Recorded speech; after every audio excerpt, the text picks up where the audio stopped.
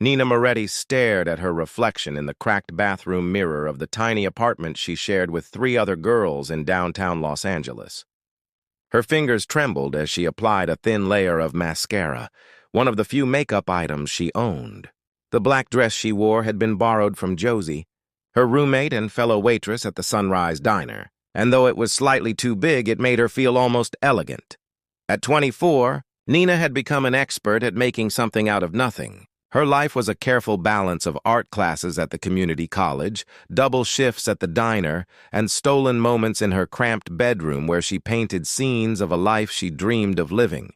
Tonight was supposed to be different. Tonight, she was going on a real date. For 3 weeks, she had been messaging with Thomas Reed, a marketing consultant she had met on a dating app. His messages had been charming and attentive, and when he suggested meeting at Rosie's family restaurant, a modest but decent place near the beach, Nina had felt a flutter of genuine hope. Maybe this time would be different. Maybe someone would finally see past her worn-out sneakers and paint-stained fingers to the person underneath. She clutched her small purse containing exactly $12, all she had until her next paycheck in 3 days. Thomas had insisted on paying for dinner, but Nina wanted to be prepared, just in case. Her mother had taught her never to depend entirely on anyone else, a lesson learned through years of watching her father's promises crumble like dried leaves. "You look beautiful," Josie said, poking her head into the bathroom. Her round face was bright with encouragement. "That guy is going to fall head over heels the moment he sees you." Nina managed a weak smile. "I just hope he actually shows up." "Why wouldn't he? You're smart, talented, kind, and gorgeous. Any guy would be lucky to be with you." But as Nina drove her 15-year-old Honda toward the restaurant, doubt crept in like fog through an open window. What if Thomas took one look at her and realized she wasn't what he expected? What if her carefully curated profile photos had created an illusion she couldn't maintain in person?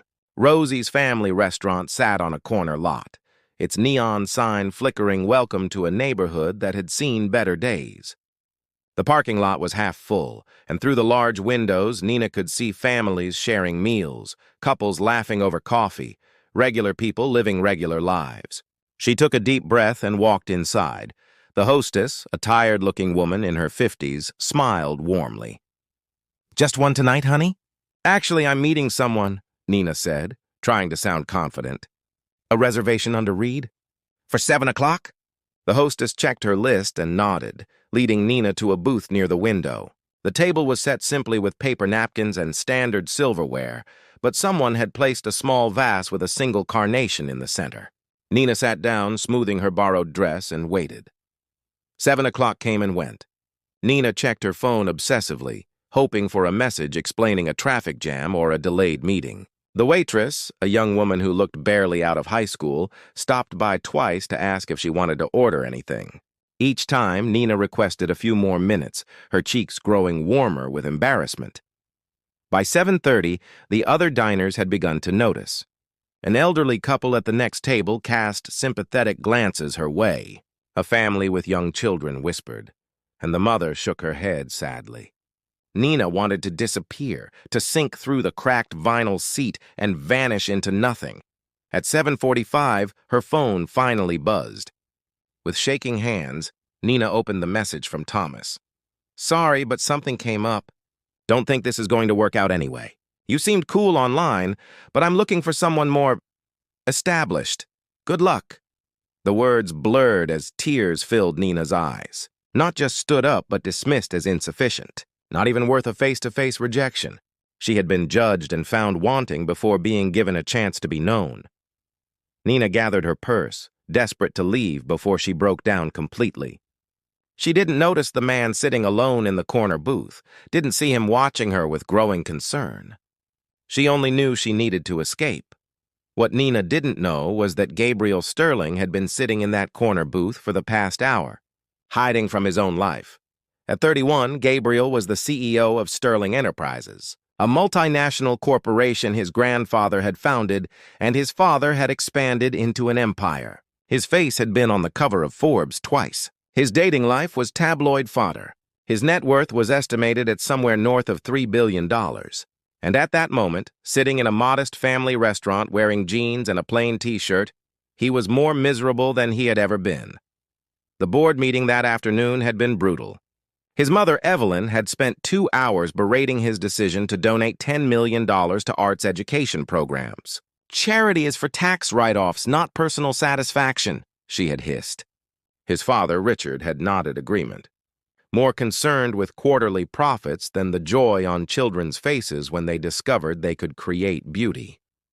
Gabriel had left the Sterling building and driven aimlessly, ending up in this neighborhood far from his usual haunts.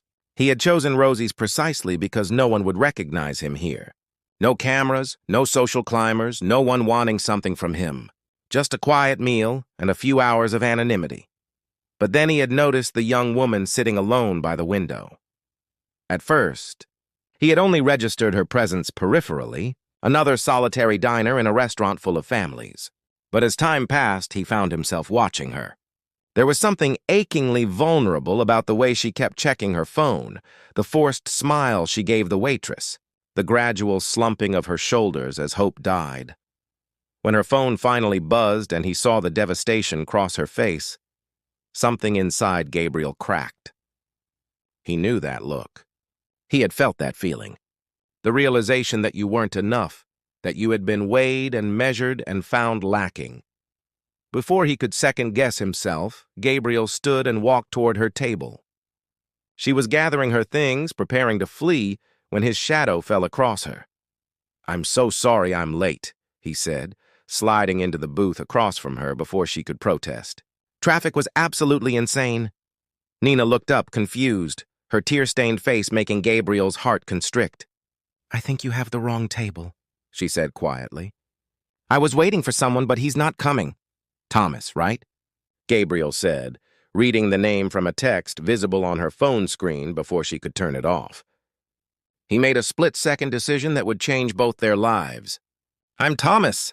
"Well, everyone calls me Tom. I'm so sorry about that message. My phone was stolen right before I got here, and someone thought it would be funny to send awful texts. I just got it back from the police station, which is why I'm so late."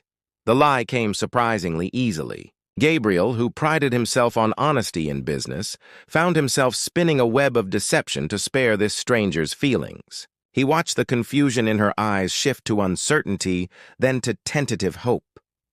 You're Thomas?" she asked, studying his face as if trying to match it to profile pictures she had memorized. "In the flesh," Gabriel said, extending his hand. "And you must be Nina. I have to say, your pictures don't do you justice." "You're absolutely beautiful." Nina blushed, taking his hand. Her grip was firm despite her evident uncertainty. "Your pictures look different too," she said carefully. "Did you change your hair?" Gabriel ran a hand through his dark hair, realizing his profile must have shown someone else entirely. Yeah, recent haircut. New style. Thought I'd try something different." The waitress appeared, looking relieved that the poor girl who had been sitting alone finally had company. "Are you folks ready to order?" Gabriel picked up a menu, his mind racing. He was Gabriel Sterling, who ate at 5-star restaurants where meals cost more than most people's monthly rent. But right now, looking at Nina's face transforming from despair to cautious joy, he was just a guy on a date trying to make someone smile. "What do you recommend?" he asked Nina, genuinely interested. She relaxed slightly, color returning to her cheeks. "The meatloaf is really good. And the apple pie is incredible. But, we should probably look at the prices." "Don't worry about that," Gabriel said gently. "Tonight, let's just enjoy ourselves. You've already had a rough start to the evening. Let's turn it around." As they ordered, Gabriel found himself studying Nina in a way he never studied the women at charity galas or business dinners. She had delicate features, paint stains on her fingers that she tried to hide, and eyes that held depths of emotion. When she smiled, really smiled, it transformed her entire face. "So, tell me about yourself," Gabriel said, leaning forward. "Your profile mentioned you're an artist?" Nina's eyes lit up, and Gabriel knew he had asked the right question. "I am. Well, I'm trying to be. I'm taking classes at the community college and working at a diner to pay for them. It's not exactly the romantic artist's life, but it's mine." As Nina talked about her art, her dreams, her struggles, Gabriel felt something shift inside him. This was real. This conversation, this connection, was more authentic than anything he had experienced in years. No one was trying to impress him. No one wanted access to his money or his connections. Nina was simply sharing herself with someone she thought was an ordinary guy named Thomas. The food arrived, and they ate and talked and laughed. Gabriel learned that Nina painted cityscapes with hidden magical elements, tiny moments of wonder tucked into ordinary scenes. She dreamed of having her own gallery someday, a space where emerging artists could show their work without the elitism that dominated the art world. "What about you?" Nina asked. "Your profile said you're in marketing?" Gabriel stumbled, caught off guard. "Yeah, freelance stuff. Nothing too exciting. Actually, I'm trying to figure out what I really want to do with my life." It wasn't entirely a lie. He was trying to figure that out, even if his current reality involved running a multi-billion-dollar corporation. "That's brave," Nina said. "A lot of people never question their path. They just follow what's expected." Her words hit closer to home than she could know. Gabriel had spent his entire adult life following expectations, fulfilling duties, being the son his parents demanded rather than the man he wanted to be. As the evening wore on, Gabriel realized he didn't want it to end. When the check came, he paid quickly, waving off Nina's attempt to contribute. Outside, they stood in the parking lot under the glow of streetlights, neither wanting to say goodbye. "I know this is forward," Gabriel said, "but could I see you again? Maybe this weekend." Nina smiled, and it was like watching the sun rise. "I'd like that. I'd really like that." They exchanged numbers, real numbers this time, and Gabriel watched as Nina drove away in her old Honda. Standing alone in the parking lot of a modest family restaurant, wearing jeans and a t-shirt, Gabriel Sterling felt something he hadn't felt in years, genuinely happy. He didn't think about the lie he had told. He didn't consider the complications that would inevitably arise. He only knew that for the first time in his adult life, someone had seen him, really seen him, not as Gabriel Sterling, the CEO, but simply as a man. And he wanted more of that feeling, consequences be damned. As he drove back toward his penthouse apartment, Gabriel made a decision. He would be Gabe for a while longer, just an ordinary guy getting to know an extraordinary girl. What harm could it do? He had no idea that this deception, born from kindness, would become the most complicated and beautiful thing he had ever experienced. The next morning, Nina woke with a smile on her face for the first time in months. Sunlight streamed through the thin curtains of her small bedroom, and instead of dreading the day ahead, she felt energized. Last night had been magical in ways she hadn't anticipated. Thomas, Tom as he preferred to be called, had been kind, attentive, and genuinely interested in her life. She rolled over and checked her phone, finding a message already waiting. "Good morning. I know it's early, but I couldn't stop thinking about last night, about you. Have a wonderful day, Nina." Her heart fluttered. This was really happening. Someone actually wanted to get to know her. Meanwhile, across the city, in his penthouse overlooking the Pacific, Gabriel stared at his phone, wondering if he had made a terrible mistake. His assistant, Rebecca, was already calling about the day's schedule. 3 meetings, a conference call with Tokyo, and a dinner with potential investors. The life of Gabriel Sterling awaited. But all he could think about was the way Nina's eyes had sparkled when she talked about her art, the genuine warmth in her laugh, the way she had looked at him like he mattered, not for what he had, but for who he was pretending to be. "Rebecca," he said into the phone, making another impulsive decision. "Clear my Saturday." "All of it." There was a pause. "Sir, you have the charity gala on Saturday evening. Your mother specifically requested—" I said clear it. "Make my excuses. Family emergency, illness, anything. I don't care." He could hear the confusion in Rebecca's voice, but she was too professional to question him. "Of course, Mr. Sterling, consider it done." Gabriel hung up and pulled up Nina's number. His thumbs hovered over the keyboard. What was he doing? This lie would only grow bigger, more complicated. The right thing would be to end it now, to confess and apologize. But then he remembered her smile, and his thumbs moved of their own accord. "Any chance you're free Saturday afternoon?" I'd love to take you somewhere special. Her response came within minutes. I have a shift until 2, but I'm free after that. Perfect. I'll pick you up at 3? As the week progressed, Gabriel found himself living 2 lives. By day, he was Gabriel Sterling, commanding boardrooms and making decisions that affected thousands of employees. By night, he was texting Nina, learning about her world, sharing carefully edited versions of his own thoughts and dreams. He learned that her favorite color was the exact shade of blue the ocean turned just before sunset. That she loved old movies, especially the ones from the 1940s with strong heroines and witty dialogue. That her mother called every Sunday without fail, and Nina never had the heart to tell her how hard money was because her mother had already sacrificed so much. Nina, for her part, found herself falling for Tom in a way that both thrilled and terrified her. He seemed too good to be true, thoughtful, intelligent, and genuinely interested in her life. Yet there was something slightly guarded about him. Moments when his responses felt carefully constructed, as if he were constantly editing himself. He's probably just nervous, Josie said on Friday night as they cleaned up after the dinner rush. You like him, he clearly likes you. Don't overthink it. What if he's married? Nina worried aloud, wiping down a table. What if this is all some elaborate... Then he's the world's most dedicated cheater, texting you good morning and good night every single day, Josie interrupted.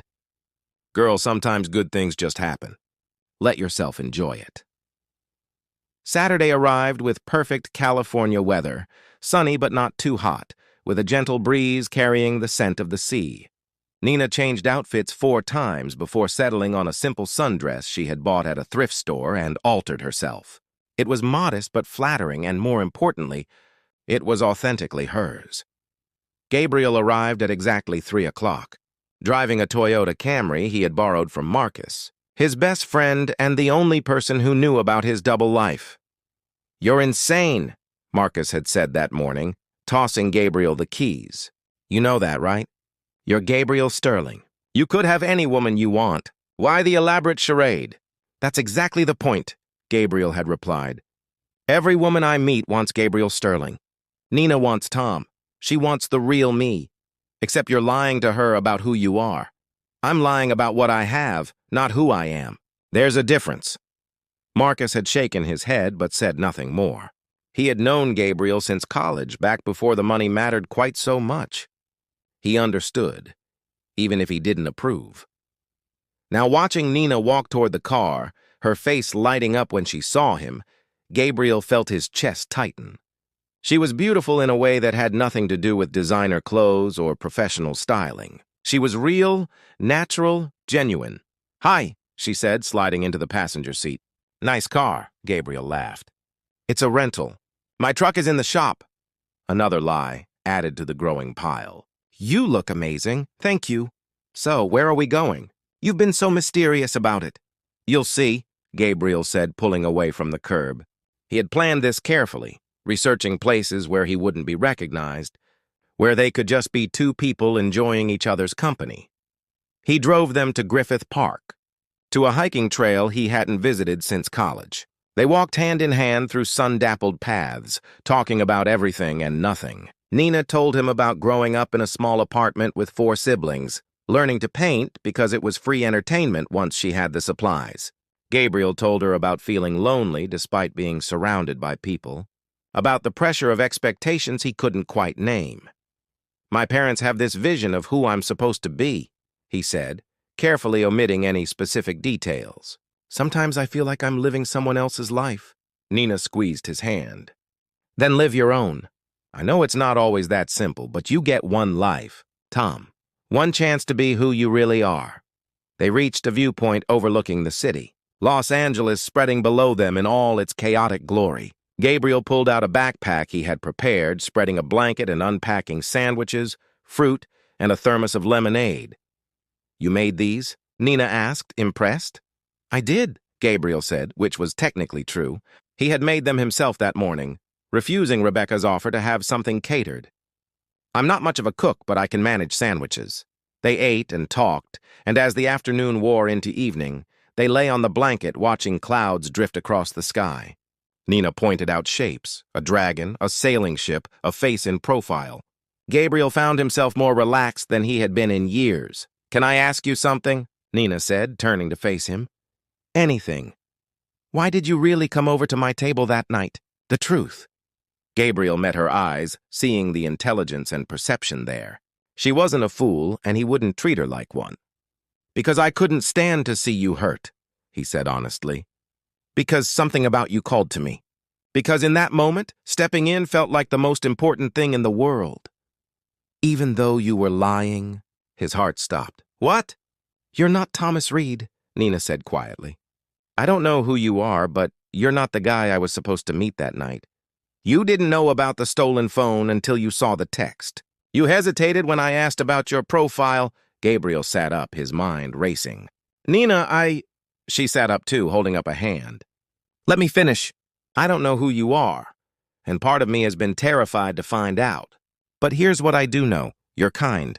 You're thoughtful. You make me laugh. And when you look at me, I feel seen in a way I've never felt before. So before you tell me the truth, whatever it is, I want you to know that this week with you has meant something to me." Gabriel felt emotions welling up that he thought he had locked away years ago. "My name isn't Thomas," he admitted.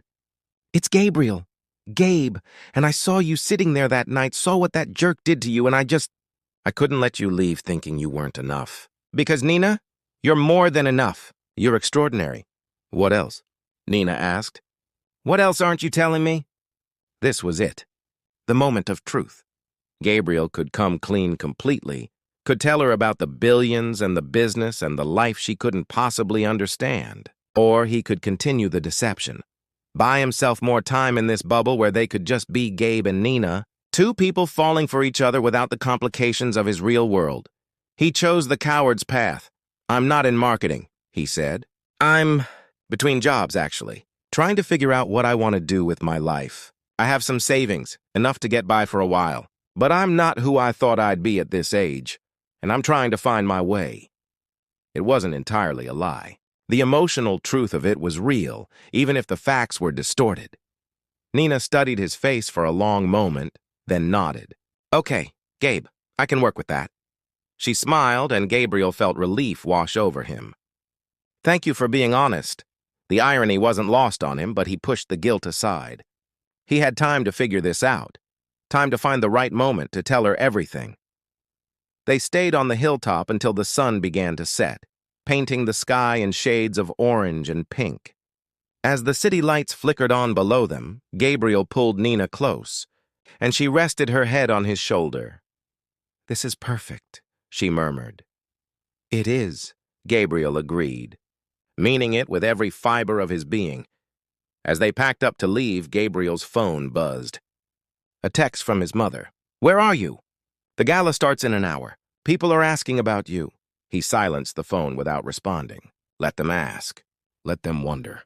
For once in his life, he was exactly where he wanted to be.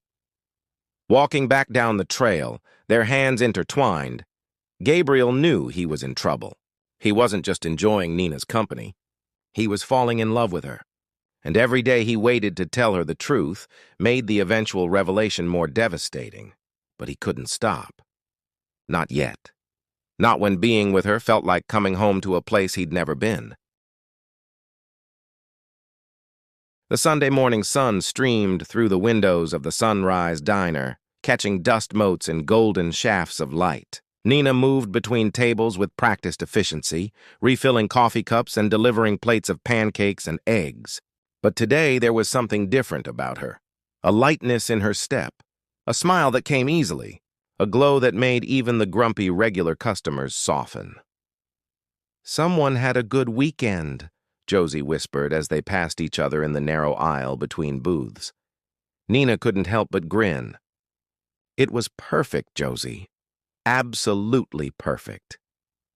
The previous evening with Gabe had ended with a kiss on her doorstep, tentative at first, then deepening into something that made her toes curl and her heart race. She had floated up the stairs to her apartment, barely noticing the peeling paint or the broken light fixture in the hallway. Nothing could touch her happiness. Her phone buzzed in her apron pocket. She snuck a glance during a lull in service. I miss you already. Dinner tomorrow? I know a great little Italian place in Venice Beach. Her thumbs flew across the screen. I'd love that. 6 o'clock? Perfect. I'll count the hours. Nina tucked her phone away, her smile widening. She didn't notice the man who had just entered the diner. Didn't see him pause when he spotted her. Didn't catch the flash of recognition, followed by confusion. Thomas Reed had come to Rosie's family restaurant the week before, had seen his missed date sitting with some guy and had promptly left, relieved to have dodged what he assumed would be a boring evening.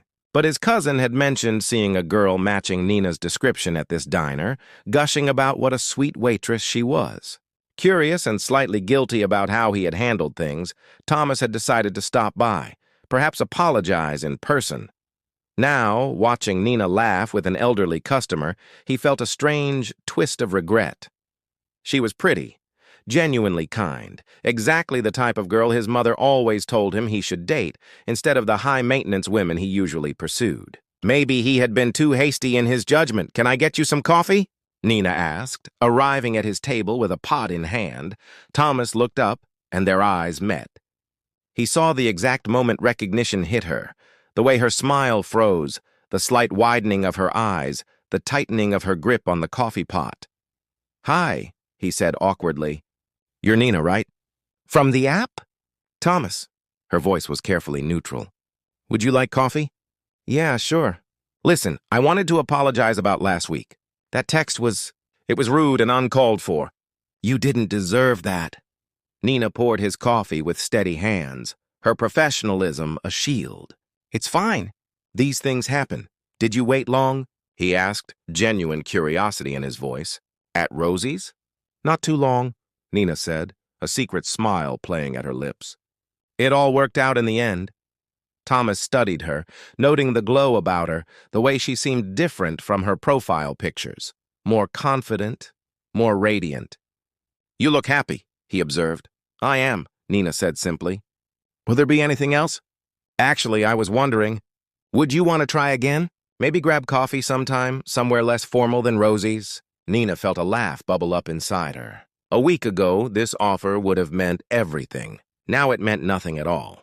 That's kind of you, but I'm seeing someone. The guy from Rosie's? Thomas asked. When Nina nodded, he smiled ruefully. Lucky guy. He better treat you right. He does, Nina said softly, thinking of Gabe's gentle hands, his attentive eyes, the way he listened like every word she said mattered. He really does. After Thomas left, leaving a generous tip, Josie cornered Nina by the coffee station. Was that the guy who stood you up? Yep. He wanted to apologize and ask me out. What did you say? That I'm already seeing someone amazing, Nina said, unable to keep the happiness from her voice. Across town, Gabriel sat in his corner office on the 42nd floor of the Sterling building, staring at spreadsheets without seeing them. His mind was entirely occupied with thoughts of Nina. The way she had looked in the sunset light, the feel of her lips against his, the sound of her laugh. You're not even pretending to pay attention, Marcus said from the doorway. Gabriel looked up, not bothering to hide his distraction. Did you know that when she paints, she sticks her tongue out slightly? Like a kid concentrating on a difficult puzzle? Marcus entered the office and closed the door behind him. Gabe, we need to talk about this. I know what you're going to say. Do you? Because from where I'm standing, you're falling hard for a woman you're actively lying to. This isn't going to end well. Gabriel leaned back in his chair, running his hands through his hair. I know that, Marcus. Believe me, I know. But when I'm with her, I'm happy. Actually happy. Not the performative happiness I show at galas. Not the satisfied feeling of closing a deal. Real, genuine happiness. Then tell her the truth. And watch her look at me differently. Watch her start to question every word I've said, every moment we've shared. Wonder if I was mocking her situation? She deserves to know who you are. She knows who I am, Gabriel insisted. She knows the real me, the part that matters.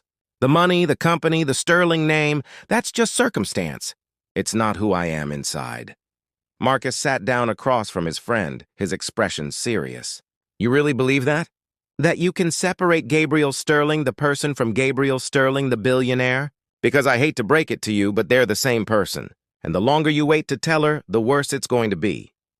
Gabriel knew Marcus was right. But the thought of losing what he had with Nina, of seeing her warm brown eyes turn cold with betrayal, was unbearable. Just a little longer, he said. Just until, I don't know, until the right moment. There is no right moment for this kind of news, Marcus said gently. You're just delaying the inevitable. Before Gabriel could respond, his phone rang. His mother's name flashed on the screen. He considered ignoring it, but Evelyn Sterling was not a woman who tolerated being ignored. Mother, he answered, his tone immediately cooling. Where were you last night? Evelyn's voice was sharp with accusation. The Vanderbilts specifically requested your presence. I had to make excuses for you all evening. I told Rebecca to send my regrets. I had a personal matter to attend to. What personal matter could possibly be more important than maintaining relationships with our investors? Gabriel thought of Nina's smile, the way she had looked at him with such trust and affection. A private one. There was a pause, then Evelyn's voice took on a calculating tone. You're seeing someone. Someone you haven't introduced to the family. Who is she? No one you know, Gabriel said, which was certainly true. Is she suitable? Gabriel, you know your personal life reflects on the company. If you're going to date seriously, we need to vet. Goodbye, Mother, Gabriel said, ending the call before she could continue. He looked at Marcus. See what I mean? In their world, Nina would just be another asset to evaluate, another piece on the chessboard. I want to protect her from that as long as I can. You can't protect her from reality forever, Marcus warned. But Gabriel was already texting Nina. Planning their next date, losing himself in the fantasy of being just Gabe, a regular guy falling for an extraordinary woman. Over the next 3 weeks, Gabriel and Nina fell into a rhythm. They saw each other whenever Nina's schedule allowed. Dinners at modest restaurants, walks on the beach, afternoons spent in free museums where Nina would explain the art to him with contagious enthusiasm. Gabriel was careful to avoid anywhere he might be recognized. Becoming expert at navigating the city's hidden corners, he bought a small, used motorcycle, something Gabe might feasibly own and would pick Nina up on it, loving the way she laughed with delight and wrapped her arms around his waist. He dressed in jeans and simple shirts, learned to appreciate the food at neighborhood taquerias and family-owned diners. For the first time in years, he experienced life as most people lived it, without the insulation of wealth.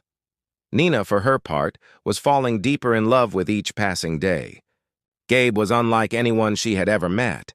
Thoughtful, curious, deeply interested in her thoughts and dreams.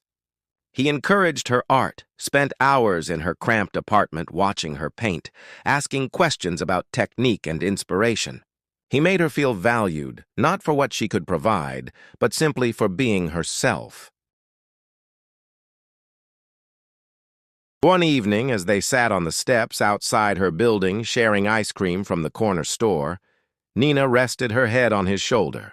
I can't believe how lucky I am, she murmured. That Thomas stood me up, that you were there, that you decided to come over to my table. Gabriel felt guilt twist in his stomach. Sometimes the universe has plans we can't see, he said carefully. Do you believe in fate? Nina asked. I'm starting to, Gabriel admitted. Because meeting her had felt like fate, even if the circumstances were built on deception. But the walls were starting to close in. Gabriel's absences from company events were being noticed. His mother had begun making pointed comments about his mystery woman, and maintaining 2 separate lives was exhausting, the constant vigilance about what he said, where they went, who might see them. The breaking point came on a Tuesday evening in late autumn. Gabriel had planned a special date. He had rented a small boat and was going to take Nina sailing at sunset. But as he was leaving his office, his father, Richard Sterling, appeared in his doorway.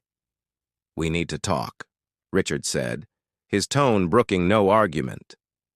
Gabriel glanced at his watch. He was supposed to pick up Nina in 20 minutes. Can this wait? I have plans. No, it cannot, Richard said, entering and closing the door. Sit down, Gabriel. With growing dread, Gabriel sat. His father stood by the window, hands clasped behind his back, every inch the powerful executive. "Your mother is concerned about your recent behavior," Richard began. "Missed meetings, declined invitations, general distraction. I've been willing to give you space, but this has gone on long enough. What's going on?" "I'm seeing someone," Gabriel said. "Someone important to me. Then bring her to the house. Let us meet her. If she's important to you, she should be part of your life properly, not hidden away like some shameful secret." Gabriel felt panic rise. He couldn't bring Nina to the Sterling mansion. The moment she saw where he lived, saw the life he actually led, everything would come crashing down. "It's complicated. Why? Is she married? Involved in something illegal? What possible reason could you have for this level of secrecy?" "She doesn't know," Gabriel admitted quietly. "Doesn't know what?" "Who I am, what I am. She thinks I'm just a regular guy, someone between jobs trying to find his way." Richard stared at his son in disbelief. "You're lying to this woman about your identity? About your entire life?" "Gabriel, that's not just complicated. That's unconscionable." "I know how it sounds, but—" "But nothing," Richard interrupted, his voice hard. "Either tell her the truth or end it. Those are your options. Because if you think this can continue as is, you're deluding yourself. The truth always comes out, and when it does, she'll hate you for the deception. Better to be honest now while there's still a chance she might understand." Gabriel looked at his father, seeing the certainty in his eyes. Richard Sterling had never been warm or particularly loving, but he had always been honest. "And if telling her the truth ends things?" "Then it was never going to work anyway," Richard said, not unkindly. "You can't build a real relationship on a foundation of lies, son. No matter how well-intentioned those lies might be." After his father left, Gabriel sat alone in his office, staring at his phone. He was already late to pick up Nina. He texted her. "Running behind. Be there in 30?" Her response came immediately. "No problem." "Take your time." Gabriel stood, grabbed his jacket, and made a decision. Tonight. He would tell her tonight. After the sailing trip, when they were alone and he could explain properly, he would come clean about everything. But as he drove toward Nina's apartment, his resolve began to waver. What if his father was right? What if telling her the truth destroyed everything they had built together? What if she could never trust him again? He arrived at her building 40 minutes late, full of apologies. Nina emerged wearing a light jacket and a smile that made his heart ache. "Ready for an adventure?" he asked, helping her onto the motorcycle. "Always," she said, wrapping her arms around him. They rode to the marina, where Gabriel had arranged for a small sailboat. As they set out on the calm evening waters, the setting sun painting the sky in brilliant oranges and purples, Nina looked so happy that Gabriel's planned confession died on his lips. Not tonight, he told himself. Tonight was perfect. He would tell her soon, but not tonight. They sailed until the stars came out, Nina pointing out constellations she had learned as a child. Gabriel held her close, memorizing every detail, the way the wind caught her hair, the sound of her laughter, the warmth of her body against his. "Thank you for this," Nina said as they headed back to shore. "For all of this. These past few weeks have been the happiest of my life." "Mine too," Gabriel said, and meant it absolutely. They were loading the boat back at the marina when Gabriel heard a voice that made his blood run cold. "Gabriel Sterling? Is that you?" He turned to see Victoria Ashford, his ex-fiancée from 5 years ago, standing on the dock with a small group of friends. She wore designer everything and an expression of delighted malice. "Victoria," Gabriel said, his voice tight. "Hello?" Nina looked between them, noting the sudden tension in Gabe's body, the way he had positioned himself slightly in front of her. Victoria's eyes slid to Nina, taking in her simple clothes, her lack of jewelry, her obvious confusion. "And who is this? Your new project?" "Victoria, not now," Gabriel said with quiet warning. But Victoria had always enjoyed making scenes. She stepped closer, addressing Nina directly. "Has he told you who he is? Or is he still playing his little games?" "I'm sorry, who are you?" Nina asked, her voice steady despite her growing confusion. "I'm Victoria Ashford, Gabriel's ex-fiancée." Gabriel Sterling. You know of Sterling Enterprises? Worth about $3 billion last I checked? Victoria's smile was cruel. Oh my God, he hasn't told you, has he? This is priceless. Nina felt the world tilt. She looked at Gabriel, seeing him as if for the first time. The confidence that came from always having money, the way he never worried about prices, the careful vagueness about his life. It all suddenly made horrible sense. Nina, Gabriel started, reaching for her. She stepped back, her face pale. Is it true? Are you Gabriel Sterling? The moment stretched between them, heavy with the weight of truth. Gabriel could have denied it, could have claimed Victoria was confused or lying, but he was done lying. Yes, he said quietly. I'm Gabriel Sterling. Nina's eyes filled with tears. And the name Gabe? The story about being between jobs? All of it was lies? Not all of it. My feelings for you are real. Everything we've shared is real. Except you, Nina said, her voice breaking. You're not real. You're not Tom, who showed up to save me from humiliation. You're not Gabe, who's trying to find his way. You're a billionaire who was playing dress-up, slumming it with the poor girl for entertainment. That's not what this was, Gabriel said desperately. Nina, please, did you laugh about me? Nina asked, tears streaming down her face. With your rich friends? About the waitress who actually believed someone like her could be with someone like you? No, God, no. Nina, I never... But Nina was backing away, shaking her head. I trusted you. I told you things I've never told anyone. I let myself fall for you, and all of it was based on lies. The feelings were real, Gabriel insisted, his own eyes burning. Everything I feel for you is real. How am I supposed to believe anything you say? Nina's voice rose, drawing attention from people passing by. How do I know any of it was real? For all I know, this was all some elaborate joke. Maybe you and your ex here had this planned from the start? Don't be ridiculous, Victoria interjected. Gabriel and I haven't spoken in years. This is just him being his usual manipulative self. Shut up, Victoria, Gabriel snapped, not taking his eyes off Nina. Nina, please, let me explain properly. Let me tell you everything. I don't want to hear it, Nina said, wrapping her arms around herself. I don't want to hear your excuses or your explanations. I want to go home. Let me drive you, Gabriel pleaded. No, I'll get an Uber. I don't want to be anywhere near you right now. Gabriel watched helplessly as Nina pulled out her phone with shaking hands. He wanted to argue, to force her to listen, but he could see the pain in her eyes and knew he had caused it. Every word he might say would only make it worse. Victoria watched the scene with satisfaction. Well, this has been entertaining. Gabriel, always a pleasure. And you, she said to Nina. I'd say I'm sorry, but honestly, you should have known better. Men like Gabriel don't end up with women like you. It's just not how the world works. Go to hell, Victoria, Gabriel said coldly. Already been there. It's called being engaged to you, Victoria shot back before sauntering away with her friends. Nina's Uber arrived within minutes. She moved toward it like a sleepwalker, not looking back even when Gabriel called her name one last time. Nina, please. I love you. She paused, her hand on the car door, and for a moment Gabriel thought she might turn around.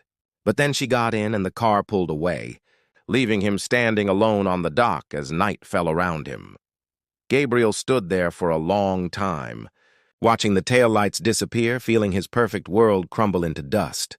He had told himself he was protecting her by hiding the truth.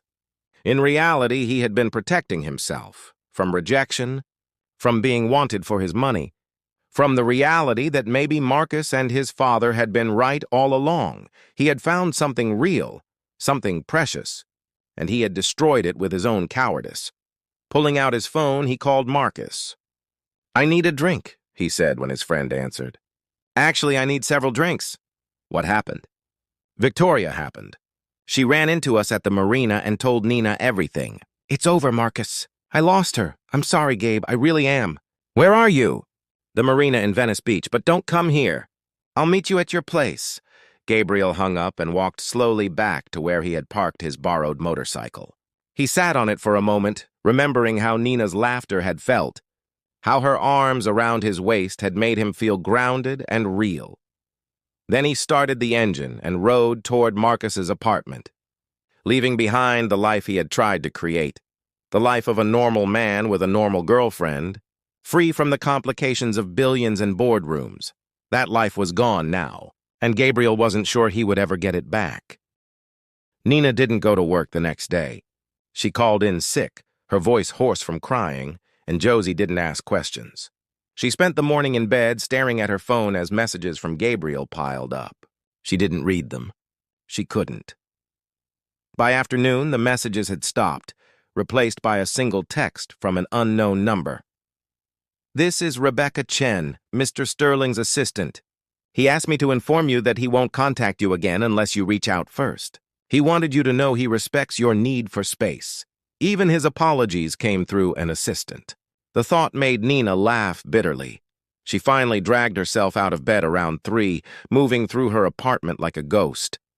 Her paintings covered every wall, cityscapes with hidden magic, moments of wonder tucked into ordinary scenes. She had shown them all to Gabe, had explained her process, her inspiration, her dreams, and he had listened and asked questions and encouraged her. Had any of that been real? Or had he been humoring the poor artist, amusing himself with her quaint ambitions? "Knock, knock," came Josie's voice from the door. "I brought food and wine. Let me in." Nina opened the door to find her friend loaded down with takeout containers and 2 bottles of wine. Josie took one look at Nina's tear-stained face and pulled her into a hug. "Tell me everything," Josie said, guiding Nina to the small couch, and Nina did. She told her about the sailing trip, about Victoria's revelation, about the look on Gabriel's face when he admitted the truth. She told her about the messages piling up unread, about the hollow feeling in her chest where her heart used to be. "So he's actually Gabriel Sterling," Josie said, processing. "The Gabriel Sterling.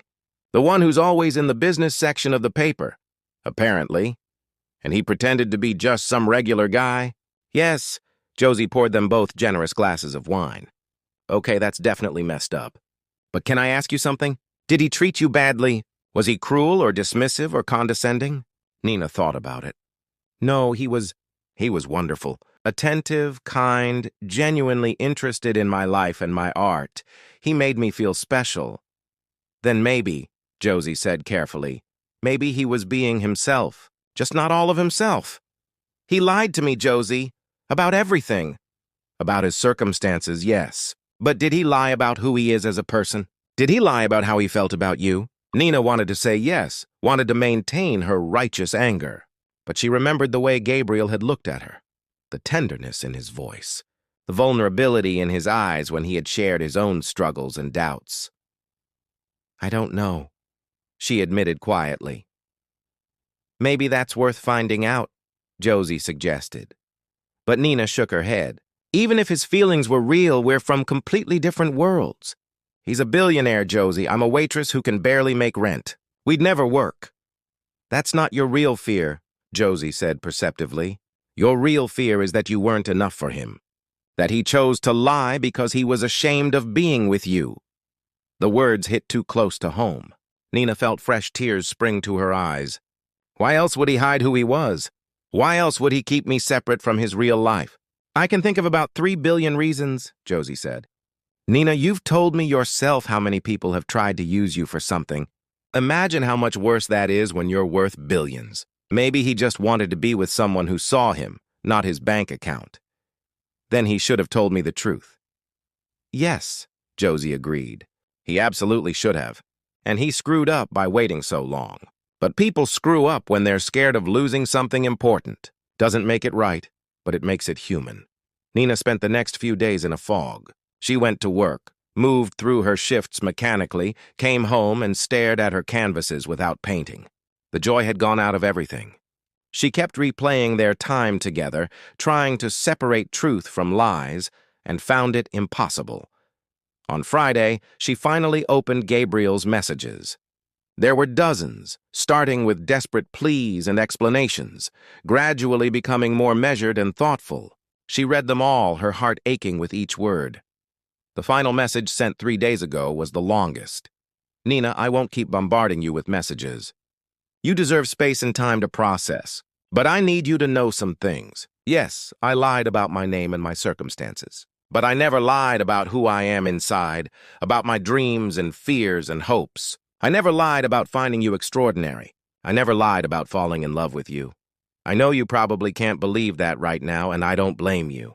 But it's true. These past weeks with you have been the happiest, most authentic of my life. Not because I was pretending to be someone else, but because I was finally being myself. The money, the company, the sterling name, that's what I have, not who I am. You saw who I am, and you accepted me, and that was precious beyond measure. I'm sorry I didn't trust you with the truth sooner. I was afraid of losing you, and in trying to prevent that, I caused exactly what I feared. That's on me, and I'll regret it for the rest of my life. If you ever want to talk, I'm here. If you never want to see me again, I'll understand. Whatever you need, Nina. You matter more to me than my pride, more than my comfort. You matter, period. I love you. That, at least, was never a lie. Gabriel! Nina read the message 3 times, tears streaming down her face. She believed him. That was the terrible part. She believed his feelings were real, but she didn't know if that was enough to overcome the broken trust. That same Friday, Gabriel sat in his office, pretending to review contracts while actually staring out the window at the city below. He had thrown himself into work with ferocious intensity, trying to outrun his thoughts. It wasn't working. You look terrible, Marcus said, entering without knocking. Thanks. Have you heard from her? Gabriel shook his head. I told her I wouldn't contact her again unless she reached out first. So far, silence. Maybe that's your answer then. Maybe. Gabriel turned from the window. Did you know I've been to 11 business dinners this week? Met with 37 potential investors? Approved 3 major acquisitions? And I can't remember a single detail of any of it. It's all just noise. You're heartbroken, Marcus said simply. It happens, not to me. Not like this. Gabriel slumped in his chair. I've dated plenty of women, Marcus. Beautiful women, successful women, women who checked every box society says should matter. And I felt nothing. Nothing real. But Nina, a waitress I met through a lie, she made me feel alive. So fight for her. How? She doesn't want to see me. She doesn't trust me. And she shouldn't. I lied to her for weeks. Then prove you're trustworthy now. Grand gestures aren't your style, but maybe that's what this situation needs. Before Gabriel could respond, Rebecca knocked and entered. Sir, your mother is here. She's quite insistent about seeing you. Gabriel suppressed a groan. Send her in. Evelyn Sterling entered like a queen surveying her domain.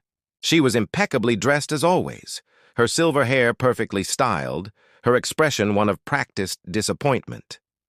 Gabriel, she said coolly, we need to discuss this woman. There's nothing to discuss, Mother. It's over, so I've heard. Victoria was quite pleased to inform me of the whole sordid affair. A waitress, Gabriel? Really? Gabriel felt his jaw tighten. Her name is Nina, and yes, she's a waitress. She's also an incredibly talented artist, a devoted daughter, and one of the kindest people I've ever met, who you were apparently ashamed to introduce to your family. The accusation stung because it was partially true. I wasn't ashamed of her. I was protecting her from this, he gestured at his mother, from being judged and evaluated and found wanting by people who measure worth in dollar signs. Evelyn's expression didn't change. If she couldn't handle your world, then she wasn't right for you.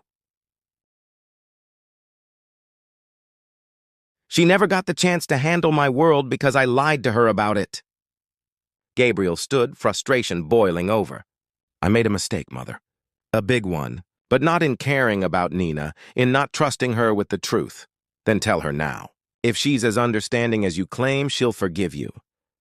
It's not that simple. It never is when class differences are involved, Evelyn said. I've been where you are, Gabriel. I married your father for love, despite my family's concerns about the sterling money-changing things. And they were right to be concerned.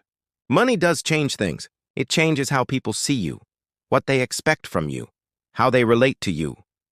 Gabriel looked at his mother in surprise. She rarely spoke about her own past. Did you regret it? Marrying father? Evelyn was quiet for a moment. I regret what we became. 2 strangers living in the same house, united by business rather than affection. But I've never regretted loving him when I did. Love is always worth the risk, Gabriel, even when it ends badly. After his mother left, Gabriel sat alone with her words echoing in his mind. Love is always worth the risk. He pulled out his phone and sent one more message to Nina. I understand if you never want to see me again. But if you're willing, there's someone I'd like you to meet. My family has a foundation that supports arts education. We're opening a new community center next month with studio space for emerging artists. I told them about your work and they want to offer you a residency. Free studio space, supplies, and a small stipend for 6 months. No strings attached. You don't have to see me or speak to me. This isn't about us. It's about your art-deserving support. Let Rebecca know if you're interested. He hit send before he could second-guess himself, then set down his phone. It wasn't a grand romantic gesture. It was an acknowledgement of Nina's worth as an artist, independent of their relationship. If she never forgave him, at least maybe he could help make her dream of having her own space to create come true. Nina's phone buzzed with Gabriel's message while she was cleaning up after her shift. She read it 3 times, her heart conflicting with her head. Part of her wanted to delete it, to refuse anything from him. But a larger part recognized this for what it was. Not a bribe or manipulation, but genuine support for her work. She showed Josie the message. What do I do? You take the residency, Josie said immediately. This is an amazing opportunity, Nina. Free studio space? Supplies? A stipend? Do you know how rare that is? But accepting it means I'm accepting something from him. So what? You're accepting it from his foundation, which supports artists. That's what foundations do. And he's right. This isn't about your relationship. It's about your art. But what if I see him there? Then you see him.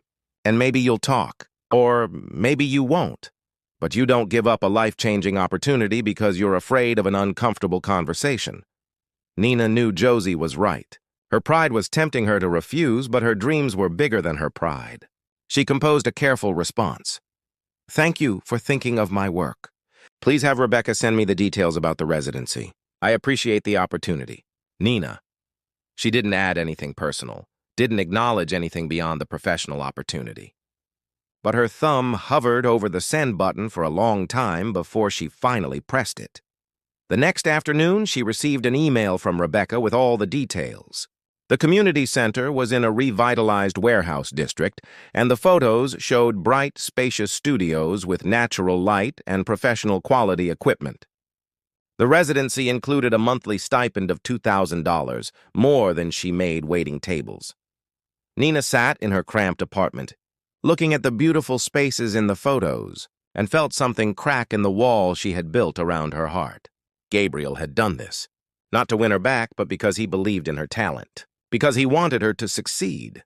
Maybe Josie was right. Maybe his feelings had been real, even if his circumstances were lies.